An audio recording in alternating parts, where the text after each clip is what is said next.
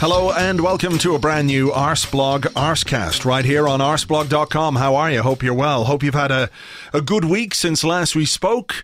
Arsenal won. That usually helps, doesn't it? When Arsenal win, it goes some way to making your week in general a bit better. So hopefully everybody is in reasonable form as we head into another Premier League weekend, looking ahead to a game against Watford, our fourth home game in a row. My week, if you want to know anything about it, has been, how shall I put this? Chompy. Chompy is about the best word I can use to describe the week that I've had. If you follow me on Instagram, instagram.com/arseblog, you will be fairly aware of what's happened. I'll try and explain it to you here. A new puppy arrived in this house. Well, it didn't arrive. We got the puppy. We went and got the puppy, and the puppy has been here since last May or April anyway. She's great, and she's a lovely little dog, but she's in that phase of her life where things that are on the ground end up in her mouth. So it could be like a dog toy, it could be a jumper, it could be a slipper, it could be a shoe, it could be a stick. And, you have to be careful about what you leave lying around. It's your own fault if you leave something valuable on the ground when you've got a puppy, because chances are the puppy's going to have a good chew on it, right? So earlier in the week, I was looking for my glasses. Couldn't find my glasses. I went to a well-known optician because you get two pairs for the price of one. Because I've got a pair upstairs and a pair downstairs. Or if I need to bring a pair into my studio with me, I bring the downstairs pair, and I always have my upstairs pair here anyway. But I couldn't find the downstairs pair anywhere. I thought maybe I'd put them somewhere. It's not, I'm terrible for leaving things down and forgetting where I've put them. But, I looked in all the usual places, bedside table, in the bathroom, on the shelves. Could not find them anywhere at all. So I've been, using my upstairs pair all week so I can see and read things. And then the other night I went to bed and I got a new pair of earphones, wireless earphones, Bluetooth jobbies. They go around your head and they hang there and there's no wires, which is, what the wireless part of that whole thing. Really nice, really enjoyed them. Listen to my podcast when I'm out walking the dogs or out running, or even just walking around into town, and you've got the headphones on. They're great. I really like them. I couldn't find them. I was going out and I was going, where are those headphones? I must have put them in the same place I put my glasses. Couldn't find them anywhere, and thought to look down on the rug in front of the fire, and there they were. Well, what was left of them anyway. I'd left them on the shelf beside the sofa, and Lana had gotten up on the sofa, taken the headphones down, gone down to the rug, had a good chomp on them while I was in bed, and had a grand old time with them. So found those, and that was a bit like, my God. Oh well, these are the pitfalls of having a puppy. But it didn't occur to me straight away that perhaps my glasses had gone the same way. And I couldn't see them anywhere. I had to look around, and I couldn't see them. But then I looked under her bed. She's got a little blanket that she sleeps on, and there underneath the bed were my glasses. Well, the frames of the glasses, the actual glass parts were gone. She'd had a good chomp on those. The lenses were gone, and the frames themselves, well, it looked as if somebody had sat on them, and by somebody I mean probably Grant Holt. Or if you were to take Piers Morgan's obnoxiousness, for example, and craft it into human form, it would be the largest sumo wrestler that anybody has ever seen. That sat on them. So headphones and glasses this week chomped by the puppy. So that is why I've had a particularly a chompy week. Got to get a new pair of glasses now. Got to get a new pair of headphones. So let that be a lesson to any of you who are thinking about getting puppies, or German Shepherd puppies in particular. Put stuff away. I suggest a floor safe with a combination that can only be unlocked with your fingerprint, a retina scan, a devilishly difficult combination to remember, 2 keys that have to be turned simultaneously, and a voice command of some kind, like Open Sesame, but a voice password that not even the world's greatest impressionist could fool the safe into thinking was you. Just to be on the safe side, that is what I would recommend. Anyway, We're going to be talking Arsenal very soon. My guest this week is Philippe Auclair, so lots on the agenda with him. But this week we did play our first Carabao Cup game of the season, 3-1 win over Brentford. Unai Emery picking a relatively strong team. He's using his fringe players. The only real nod to youth in there, apart from Matteo Guendouzi, was Emile Smith-Rowe. Is anybody else kind of freaked out every time you see his name written down and there's no hyphen? Like, his name is not hyphenated. Feels like Smith-Rowe should be hyphenated, doesn't it? Maybe he's bucking the trend. Maybe he's a trend setter, doing away with hyphens, saving people an extra press on a keyboard. And if that's the case, we thank you very much indeed. But Emile Smith-Rowe did very well. Danny Welbeck scored a couple of goals, making him our joint highest goal scorer right at this moment in time, with 4 goals in all competitions, level with Pierre-Emerick Aubameyang. And I know he does come in for a bit of stick, Danny Welbeck. Sometimes he looks a little bit ungainly. Sometimes he scores with bits of his body that he doesn't really expect to score with. Sometimes a pass doesn't quite come off. Sometimes you look at him run and you think there is a newborn gazelle making its first strides across the plains. Those long limbs not looking quite as coordinated as they will when the gazelle grows into a majestic, grown-up gazelle. If he was Brazilian, they might call him Gazellinho or something like that. I don't know. I get it. You know, sometimes it just doesn't look like it's working for him. But I think what we've seen this week is that Danny Welbeck, when he is fit and stays fit, can contribute to the squad in a very positive way. I mean, it's 4 goals. Maybe people would like to see Eddie Nketiah get a game, and I too would like to see Eddie Nketiah get some minutes, but you can't argue with 4 goals in the playing time that he's had so far this season. And while I don't think he's ever going to be the guy to lead the line and be the number 1 striker at Arsenal, I do think he's someone who has a role to play, particularly this season, maybe only for this season, because like so many instances we can refer to from the recent past, he's got less than 12 months left on his current contract, and we haven't heard a word about whether there's new terms on offer. I think during the summer there were suggestions that we might move him on if the right offer came in, but maybe it's just a little reminder that, you know, you can't always have world beaters from 1 to 11. You do need players like Danny Welbeck in your squad because it is a long season. There's a lot of football to play. There's a lot of competitions that we're in, particularly in seasons when we're in the Champions League. And I also take the point that maybe if you want to make progress, you might want to find someone better than Danny Welbeck. But if you do find someone better than Danny Welbeck and they're competing with Lacazette and Aubameyang, for example, I'm not saying that's a bad thing, but we're already finding it difficult to get both of those players in the squad. And Danny Welbeck seems like a guy, if not 100% or completely content with his role, he suits it very well.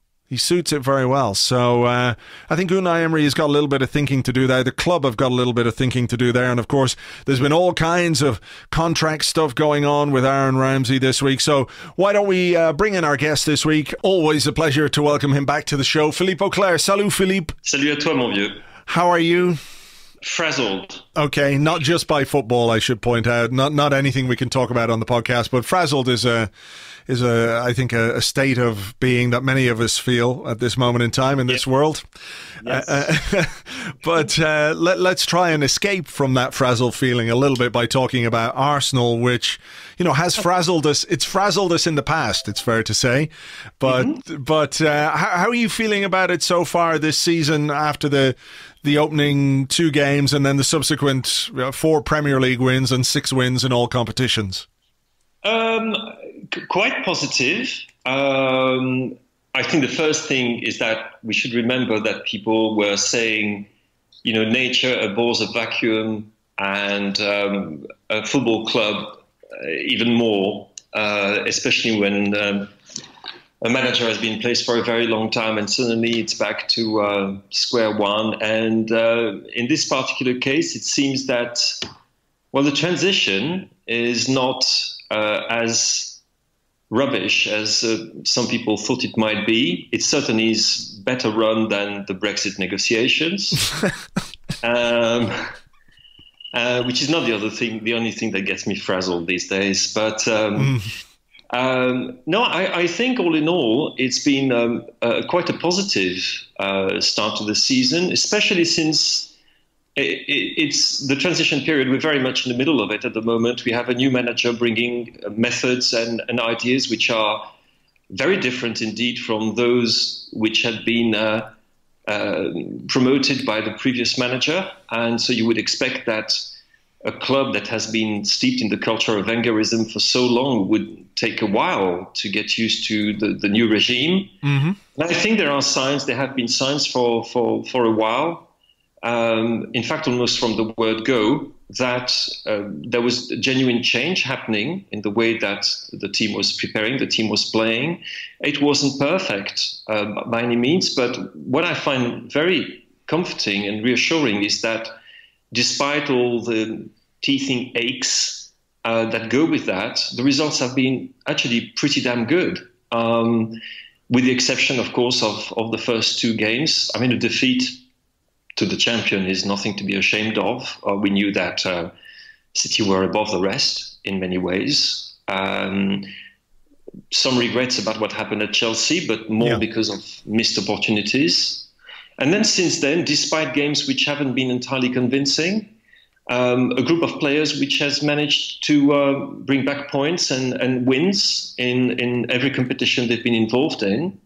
It hasn't been entirely convincing, but you know, you could find things to say about almost every game that's happened this season. I mean, the one against West Ham, for example, the first half, which honestly wasn't good at all, and West Ham should have been perhaps 2 or 3-0 up at the polls.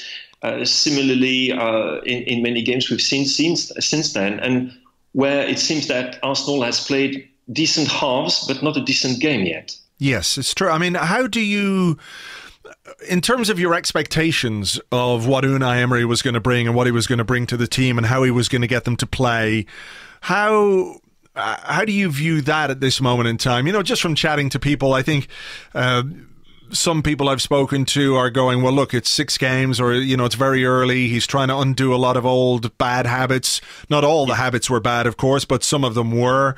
Other people are saying it's very difficult to try and figure out exactly what this process is or what he's trying to do. I mean, do you feel like we should have maybe a clearer idea of the kind of football he's trying to play, or is it still too early to make that kind of assessment?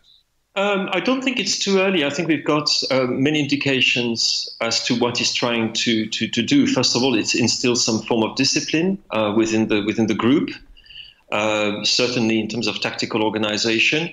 And the problems for me have not been really problems of organization, but perhaps psychological problems, rather how to execute things which have been, which have been prepared during the week before the games.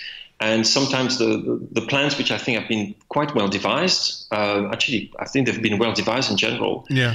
You know, some of the players may be falling back on their bad habits and having to adapt in a very short period of time indeed to a manager whose methods are completely different from that of Arsene. For example, it's pretty obvious that they're trying to play a pressing game higher up the pitch than was the case beforehand, when there was actually very little pressing or organized pressing to talk about. And there have been encouraging signs about that. We've seen it from time to time. I'm not saying it's still what he has in mind, but we see signs of it.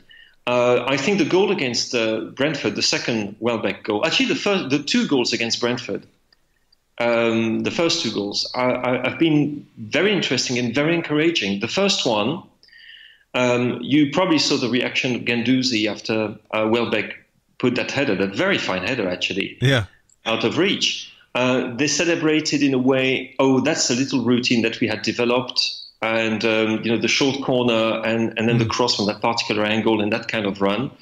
And that is something that I will definitely put on the plus side, for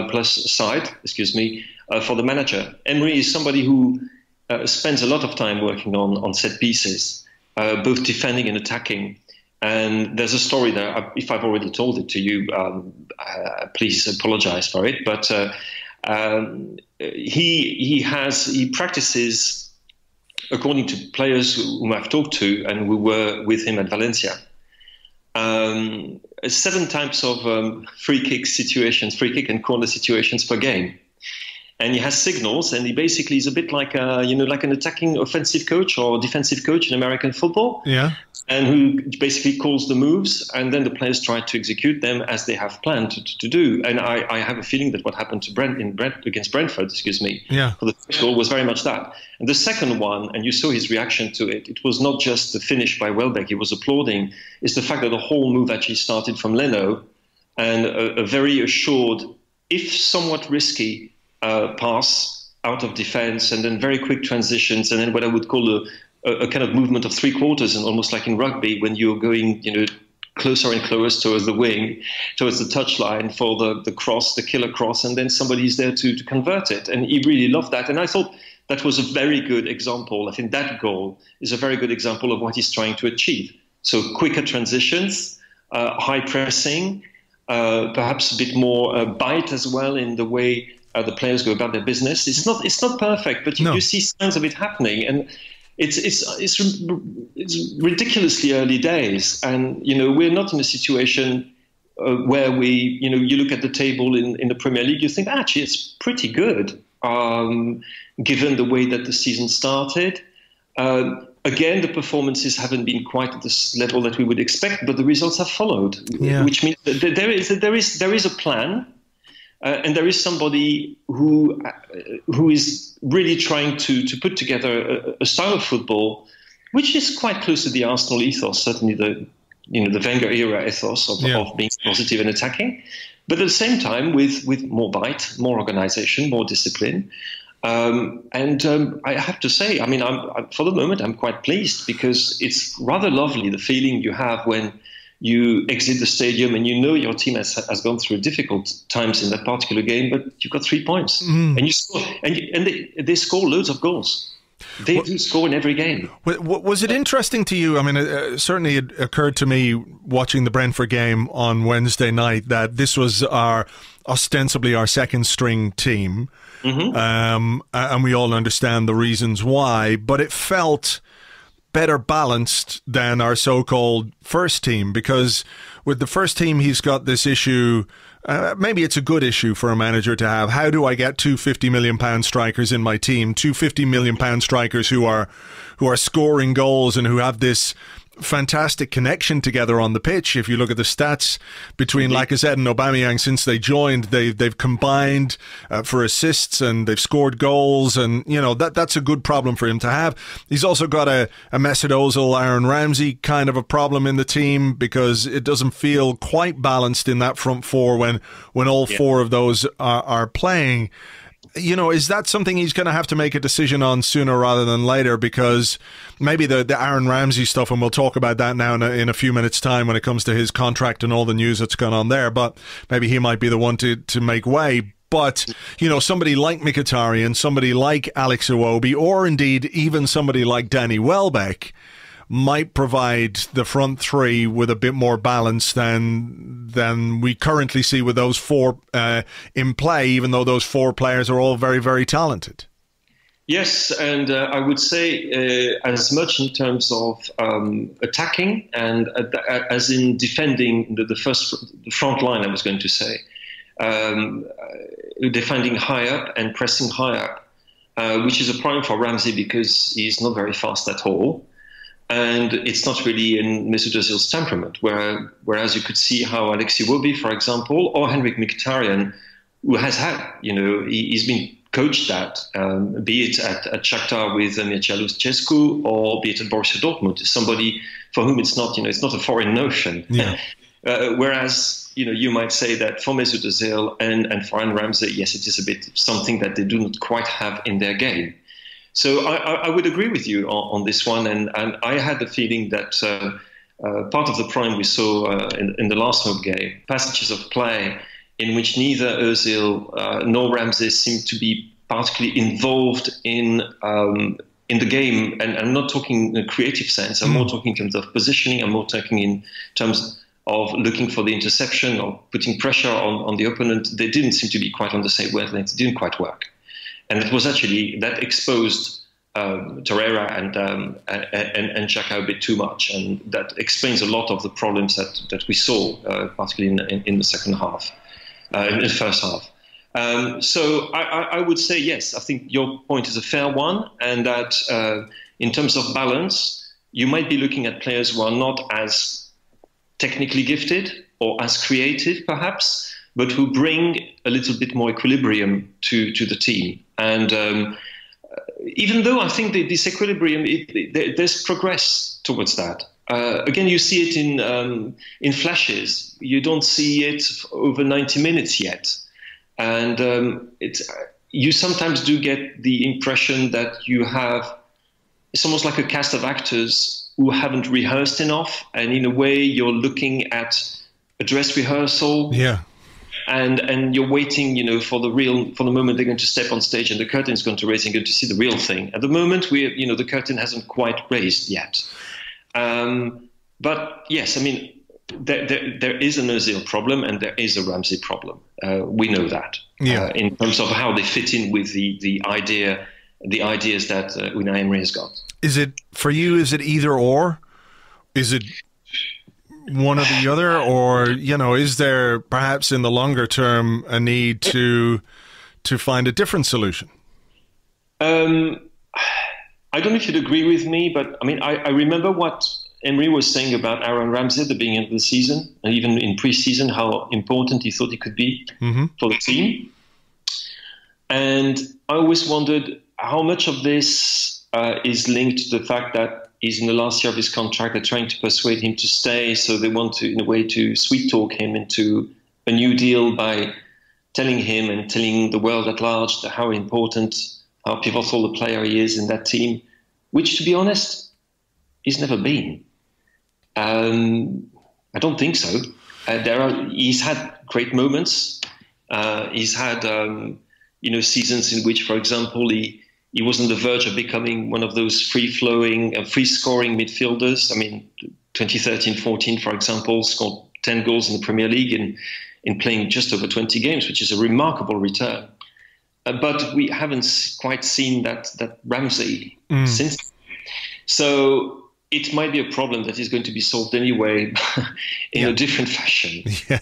The Ozil situation is quite a complex one, and I must say I wouldn't say I'm sitting on the fence on this, but I genuinely do think that he's been really perturbed by what's happened around the German national team. And even if he's put a foot wrong here and there with the German national team, certainly the people at the head of the German Federation, they've put their foot in it. And they haven't helped him at all. Actually, they've really pretty much hung him up to dry. And I think he's really suffered from that. And I think we still see the psychological consequences of what's happened with the national team. Yeah, he's not quite there yet, and it's pretty obvious that he doesn't look completely. I mean, it doesn't look like the Ozil we've seen as well from time to time with Arsenal. We've yet to see a game in which he's been convincing, in which he's really brought what he can bring, and he can bring an awful lot. So, and I believe he can do it. I genuinely believe he can do it. In the case of Ramsey, I'm not as sure as that.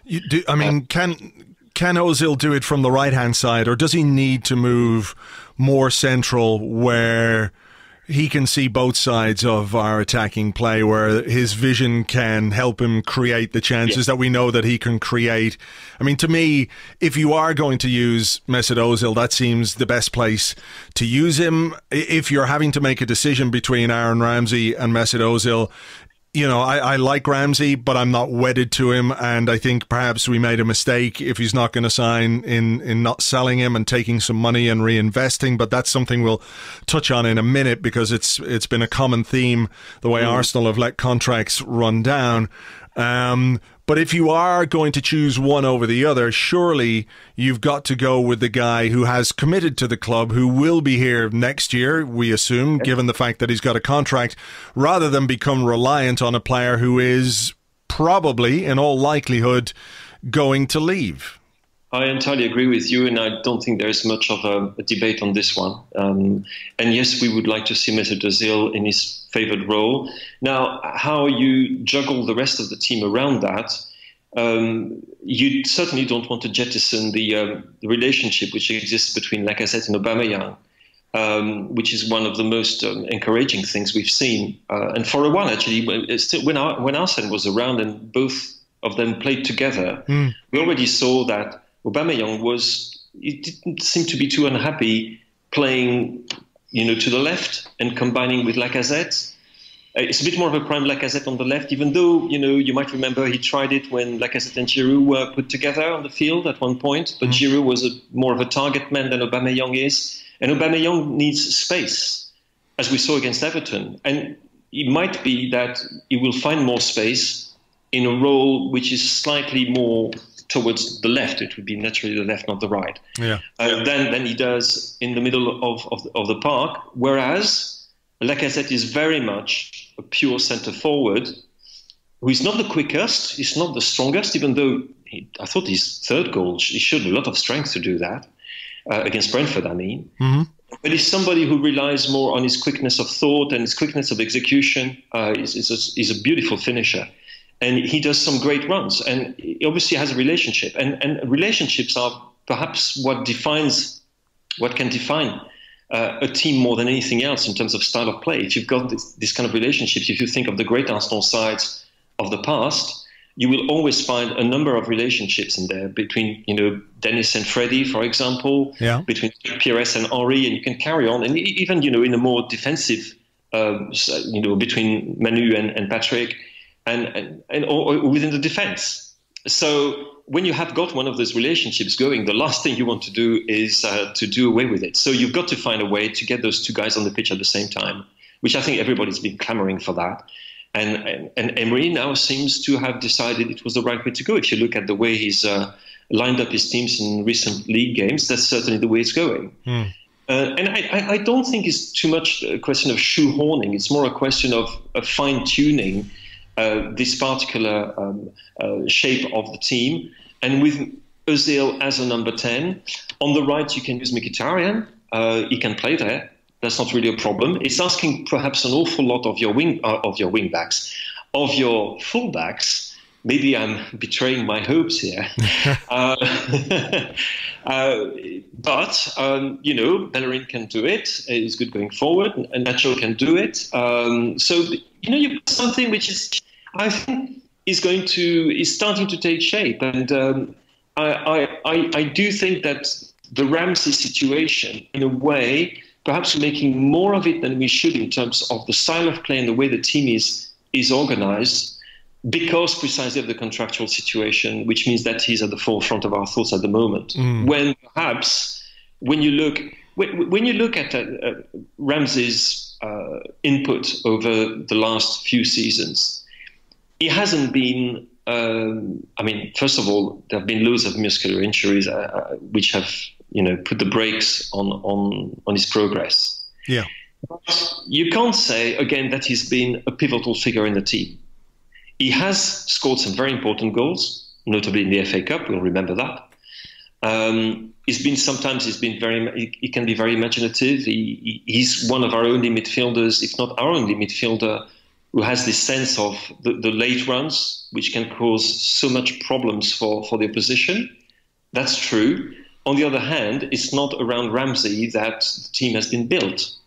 And to be honest with you, Andrew, it's something that I felt from the beginning. And I've never seen, despite, again, the flashes and the quality of the goals and the number of goals, and he scored quite a few. I was mentioning the 2013-14 season, which was his most successful. There were a couple of others, but not many more, actually, than that.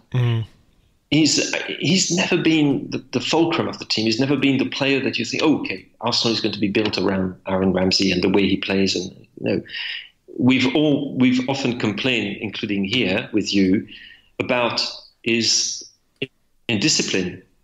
And we thought, is this due to the way Wenger prepares his teams and the fact that Ramsey is so dangerous going forward that he's not given the proper instructions, or to cover, and the midfield with Aaron Ramsey is quite fragile when the other team is in possession and attacking.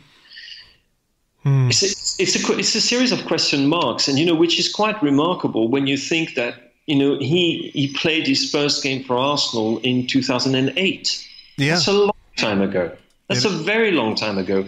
And we still have those question marks. So if we still have those interrogations, it's obviously because they haven't been answered in 10 years. Well, so is it to change now? No. Yeah. Well, look, I mean, that's fair. And I think, we can all see that sometimes a player needs to move on, or a club also needs to move on, and maybe that might well be the case with Aaron Ramsey. It seems to be the case. Just to sort of fill you in a little bit on what's gone on, some stories broke about how there was no contract offer on the table to Aaron Ramsey. Now, I'm aware that there were negotiations, that Arsenal had offered Ramsey a very substantial increase, which would put him on parity more or less with Aubameyang and Mkhitaryan in that kind of wage bracket, which, if a guy's going to stay at the club, it wouldn't be unfair considering the contribution that he makes to be in that sort of bracket. But David Ornstein of the BBC has revealed that the contract offer that was on the table, or that was agreed, I think we should say, this is the important part, it never got to the point where a contract was on the table. However, there was an agreement between all parties, which Arsenal then pulled back from and said they could no longer go through with. We don't know why that's the case. We don't know who has made that decision. We don't quite know exactly the timing of that decision, but it seems as if now that the situation with Ramsey is such that he will go either in January or the summer, and you have to think that it would probably be the summer, because he'll have more options if he's available on a free transfer. Even if Arsenal wanted to sell him in January, unless it's something Ramsey wants 100% himself, he can just sit for 6 months, and he's every right to do that. Let's make that clear. He's got every right to do that. He sees out his contract. He's fulfilled the terms of his contract, and he's the kind of guy who will give you 100% on the pitch at all times, regardless of whether he's got 2 years or 2 weeks left on his contract. He just strikes me as that kind of a guy. But it brings into sharp focus, Philippe, a bit of an issue that this club has had over the last number of years, with players being allowed reach this stage of their contract without signing a new one, or the club being more decisive in how they deal with a player who's reluctant or unwilling to commit to new terms and commit their future to the club. Yes, it is a recurrent problem, but I wonder what the causes of it are. One way of looking at it would be to say the club haven't done their job properly. They have failed to prepare for the future. They have failed to identify problems which needed to be addressed quite quickly, quite urgently. When a player, for example, has only got 2.5 seasons left on his contract, we'd better make sure that we negotiate now and we don't leave it until later. On the other hand, I think part of the problem has been that it's a confluence of problems. Is that the results haven't been perhaps certainly what we were hoping for, what the club was hoping for, and what the players were hoping for. But at the same time, the players have been put in a very comfortable situation. Arsenal pays its players extremely well. Has, and under Arsene, certainly had a quite softly approach, which made people feel very comfortable within this club. So it's a bit of a weird one, because on one hand, you've got a club that is underperforming, you would say, in comparison to certainly its financial resources. It's the 6th richest club on the planet, according to Deloitte. It certainly hasn't looked like the 6th richest club on the planet for a while. So, therefore, players might be tempted to say, well, let's wait and see what happens, recruitment, results, and so forth. It's not an easy place to live. You're in London, you're in one of the great clubs of English and European football, and things start to become a little bit more complicated. I mean, in a club where people win things regularly, and I'm going to mention some unmentionables here. I apologize, Andrew. Okay. But if you play for Chelsea, for example, and this is a club which wins trophies on a regular basis, big trophies. It's a completely different situation when it comes to negotiating with players. You're in a position of strength because you can tell them, look at us. We've won the Champions League. We've won the Europa League. We've won the league, blah, blah, blah, blah, blah, blah, blah, blah. We offer you good money, actually maybe not as good money as Arsenal would, but you've got that. So obviously you're tempted to carry on with those people, with this club. Hazard, for example. Excuse me? Eden Hazard, for example. You know that... Eden Hazard, for example, but Hazard is a one-off in contemporary football. Is a one-off, but yeah, Eden Hazard is a good example of that. It's not quite the same thing with Arsenal, where players and their representatives probably feel that they can use that to their advantage. I don't want, to put the blame on people. I think it's more, as I said, it's a conjunction of circumstances which explains why we've gone to such a stage with so many players. The lack of results, the personal interest of players, the personal interest of their representatives who are trying to play the game, basically. And when Arsene has said we're going to see more and more players coming to the end of their contract, he's actually telling the truth. It's something which is a phenomenon which is not restricted to Arsenal. You can see it happen in other clubs too, English clubs and elsewhere, where players are basically sitting on their contract and waiting for it to expire. Then you can have the big signing on fee and so on. That's absolutely correct. It's the right, especially in a market which is inflationary, where you, as a player and as a player's agent, you don't want to commit yourself for too long because you know that we are in a spiral at the moment where the contracts are, I'm going to pluck a figure out of the sky here, but it's plus 25% every season. So you're not going to be stupid and commit yourself if you know that you have a better possibility of negotiating something which is going to be better in 6 months or a year's time. That's part of the problem. Now, when the club is winning things, it changes the parameters completely because a player, first and foremost, wants to play and wants to win trophies. So you're in a position of strength. Arsenal hasn't been in this position of strength for a very long time. It's not the FA Cup that we've won which make any difference whatsoever. I'm not saying this is what is the reason for the contract situation with Aaron Ramsey, as it was the case for, very different for Jack Wilshere or Theo Walcott. I mean, I'm sure you could probably roll off quite a few. Alexis Sanchez, Mesut Ozil, Alex Oxlade-Chamberlain, who, in fairness, the club moved on. I mean, I absolutely take what you're saying, and I think you're right. I think there is a whole variety of reasons as to why this is happening, but I do feel like at the heart of it, as a club, it's an area that Arsenal could improve on. In terms of how we deal with players, in terms of how we deal with selling players, the decisiveness in the market, the how many times did we loan out players we tried to sell, and that's maybe partly our fault because you give them wages that are unsustainable at other clubs and all that kind of stuff. But it is we have a same situation with Danny Welbeck. I know Danny Welbeck isn't perceived perhaps as the most important player or somebody on a par with Aaron Ramsey, maybe.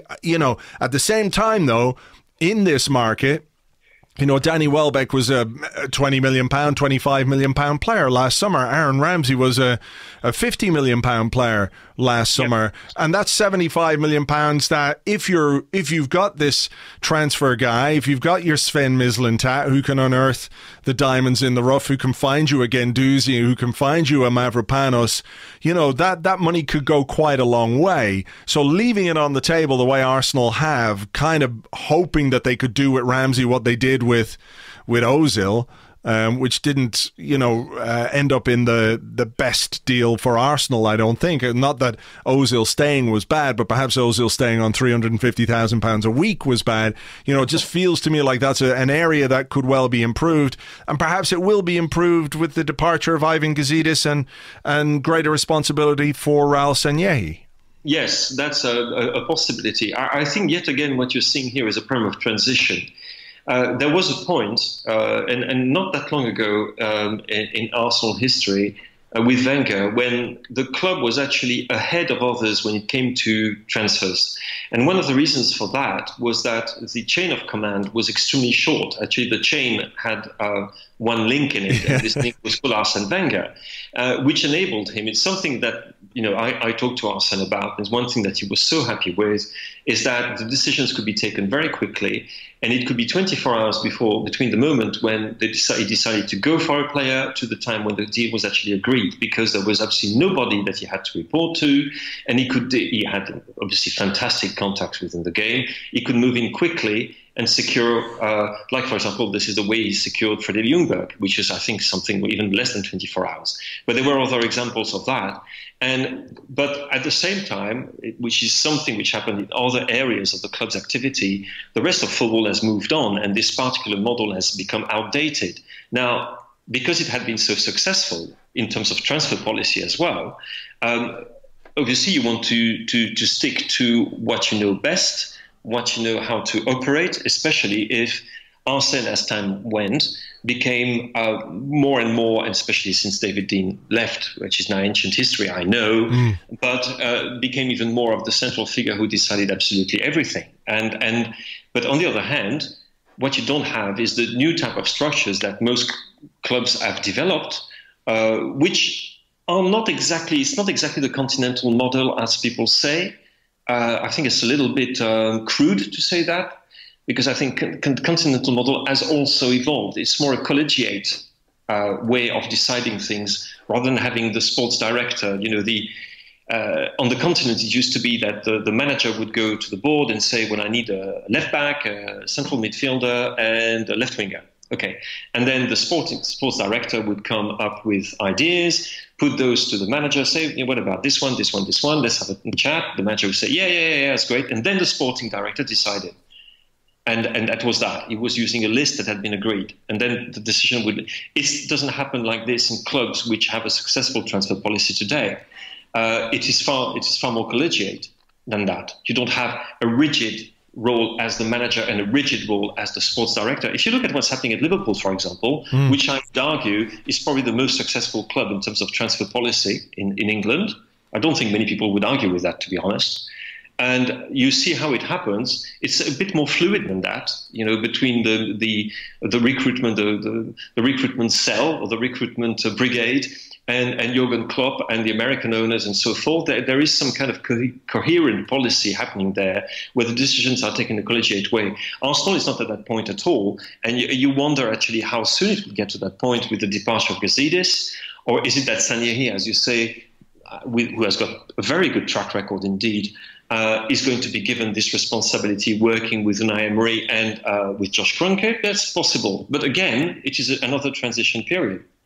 And it's unfortunately unavoidable that you're going to have, I'm going to use the word casualties, it's too strong a word, but you're going to have problems linked to this fact that we're moving from one model to the next. And that's the case with the Ramsey situation. That's the case with all the situations you've mentioned beforehand. Is it that bad? I don't necessarily think so, to be honest. I think the Ramsey... You mean players leaving on a free? Is that bad? Well, that can be pretty bad. But what do you do? I mean, Robin van Persie, what could you have done? Kept him on? No, I know. I mean, you get to these points and you do have to make a decision. Nevertheless, the Robin van Persie money went some way to funding the purchase of Giroud, Cazorla, and Podolski. Okay, it didn't take us where we wanted to go, but you could see there was some sort of Manchester United the title. Yes, of course. I mean, I didn't want to say that, but but the thing is that Andrew, if Arsenal had won the title in the year before Robin van Persie was supposed to renew or not renew his contract, when you had 12 months left, I can bet your my bottom euro, then he would have stayed. If you're with a winning team, you stay. Of That's course. as simple as that. Yeah. Or if you're in a team where you know you're going to win things, or you have a feeling that, yes, something can happen. If you're at Manchester City at the moment, nobody wants to leave Manchester City. Of course not. Unless, you're a guy who's left to rot in the reserves. In the case of Manchester United, you might want to leave if you're Paul Pogba. and because there's somebody, Barcelona waiting for you or something like that. Most of the other players, if you have the chance to be at Manchester United, and they have won a couple of trophies not that long ago, indeed, and you think you'll always be in a position to win those titles, you're going to perhaps be a little bit more careful about what you do with your career. And you might think, hold on a minute, I'm 2 years away from the end of my contract. Will I find better place in football terms? Will I find a better place in quality of life? Will I find a better place in terms of the money I can earn? And you look around and you think, when you're at Arsenal, money's great, quality of life is fantastic, but will we win anything? I'm not too sure about that. I'm not too sure about that. And therefore, it encourages this attitude where players overstay a little bit, perhaps, and because they are in such comfortable situation, and the club was structured in such a way that it couldn't move forward as it perhaps should have. Yeah, it's a weird one. Again, I don't want to put the blame on the players or their agents or the club. It's circumstances being put together, which mean that we are in this weird situation where we have an awful lot of money to spend, including on wages, but we don't seem to be able to convince players to stay because of what is happening on the pitch. I think that, for me, that's the bottom of it all. Yeah, I think that's a fair point. Bottom line, if a player feels like they can realise their footballing ambitions, they will be much more inclined to stay, or much more open, at least, to having that discussion. I mean, look, you go back as far as Cesc Fabregas, for example, who I know people will view now in a different light, but at the time, there was no doubt that Cesc Fabregas really loved Arsenal, but felt that the ambitions he had as a player to win the big titles could not be achieved. And, he was right to a large extent. And it goes back that far, and I do think that plays a part. I also just think generally, in administrative terms, we are a club who could do things a little bit better. And I'm very curious about this Ramsey thing as to who pulled the plug on that. Did it have some kind of crossover with the KSE takeover when they bought in Usmanov shares? Who made the decision? Was it Josh Kroenke? Was it Raul Sanllehi flexing his brand new muscles as the head of football? We'll have to wait and see. But Philippe, it's going to be interesting to see how all this plays out. Yeah, I don't know how you feel about it, but there is no reason to be astonishingly cheerful and to walk on air. But there are no reasons either to feel that the club is is going through a period that could, I mean, the club looks closer today for me to, for example, that famous trophy, a place in the top four this season, than it did for the last 2 seasons. I certainly believe that they have got a great chance of doing it. I can't see why not, genuinely. And perhaps due to the situation in other clubs, be it Tottenham or especially Manchester United. But yeah, I know we can have a little laugh. We can. Look, if we start this podcast frazzled, we should go out with a little bit of a laugh and absolutely. Yeah. We have to put a little smiley face at the end of it. And honestly, I maybe I'm not a Ramseyite, but I don't know. I mean, for me, it's no big tragedy. Losing Robin van Persie felt like it was horrible because Robin was a gooner, definitely, and also had done some fantastic things for and with the club. And you felt it was heartbreak. Samir Nasri leaving the club was not heartrending. No. Not really. No. Ramsey it's a pity it didn't quite work out the way we would have hoped it to work out. Considering all the hopes we placed in that player when he arrived at the club, and the fact that Arsene got him, from the clutches of Manchester United when Manchester United was actually a title contender and a champion, and a European champion as well. So in a way that it's a reminder of how things got a little bit pear-shaped as well. Yeah, I tend to agree with that. I do like Aaron Ramsey, but he's been here 10 years and He's provided some very memorable moments, but Indeed. in general, if we're going to look at changing the culture of the club and changing some of the things that didn't work the way we wanted them to work, maybe moving on a guy who has been here 10 years and has been a part of that is just part of that process. So we'll wait and see, and maybe we'll find out one day what exactly happened with this contract and this contract offer. But Philippe, we better leave it there. Thank you so much. Thank you very much, Andrew. As always, an absolute pleasure to chat to Philippe Auclair about everything that's been going on at this football club over the last little while. And clearly there is a lot going on the pitch and off the pitch. And hopefully over the next weeks and months and years, even, things will become more clear. Hopefully it doesn't take years for things to become clear. Would be nice to get a better idea of what's happening a bit sooner than that. But look, it's out of our hands. It's out of our hands. This weekend we're playing Watford at the Emirates Stadium. Troy Deeney, that guy, you remember him last season. He missed a penalty, which was fun. Little bit of pantomime to the villainry there. Petr Cech finally saving a penalty after letting in, I think it was his last 10 or 12 or something like that. My advice, though, to Arsenal on Saturday, tomorrow, is just don't concede any penalties. If you wouldn't mind, that would be great. I know by talking about this now, I've absolutely nailed on the fact that somebody will hack somebody down in the box. I wonder who the referee is. It's hopefully not Mike Dean. The Mikes. The evil Mikes, we've had them this week. Obviously, Mike Dean in midweek in the Carabao Cup game. I suspect we're going to see the return of most of the players who missed out in the midweek game. And Brentford, Cech will come back in. Bellerin, Socrates hopefully is fit. Could Rob Holding start alongside Socrates? I doubt it. I think he'll probably play Mustafi again. Though how many times can Mustafi make a mistake and keep his place in the side? That is the big question. I think if we had more competition for places at centre-half, he might find himself out of the team. But Torreira, Xhaka, oh dear. Sorry about that. That was awful. Mesut Ozil come back in. Aubameyang. Aaron Ramsey, he did a bit of a cameo on Wednesday night. Lacazette will probably start the game up front as well. Danny Welbeck, he could well be pushing for a place in the starting 11 after his 2 goals. Who knows? With Unai Emery, we're still just a little bit in the dark. And maybe that's not a bad thing in general. Keeps us guessing, keeps us on our toes. So look, I'm going to leave it there for this particular podcast. Hope you enjoyed the show as ever. If you're looking for something else to listen to, we recorded a 2-hour special for our Patreon members on the run to the Champions League in 2005-2006. Now, some of you will be going, oh my God, I couldn't possibly relive that.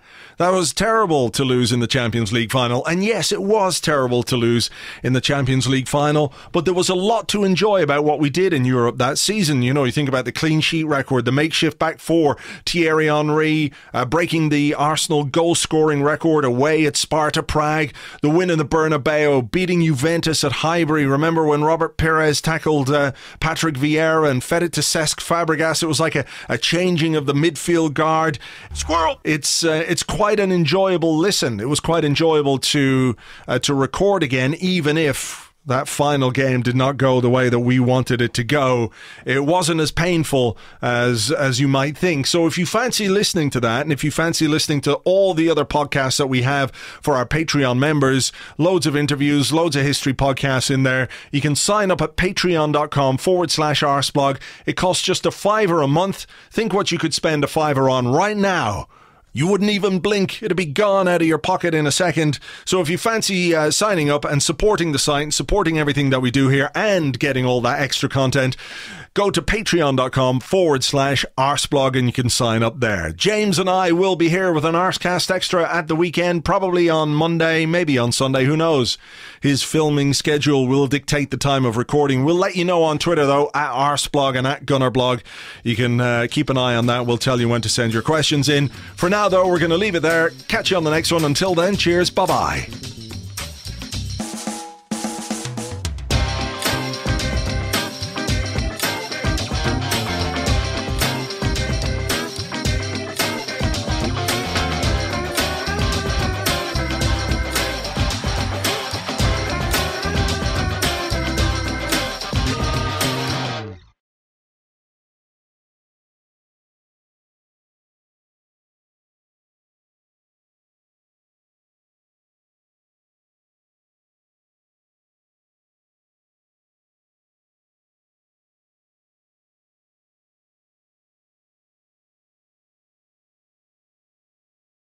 Bit of an Arseblog exclusive for you right now. We've managed to bag an interview with the Arsenal boss, Unai Emery. A fantastic opportunity to speak to him, to find out what his plans are, how he's viewing his work, what he perceives as the challenges that he faces as the new Arsenal manager, the process, as he likes to call it, getting everybody on board with his methods and everything else.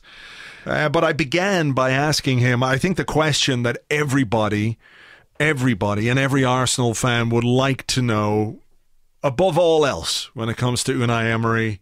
I mean, there are so many things, aren't there, that you could ask him about transfer plans, about what happened really with Mesut Ozil, about, what even happened when it came to getting the job. Was it as in-depth as Ivan Gazidis said?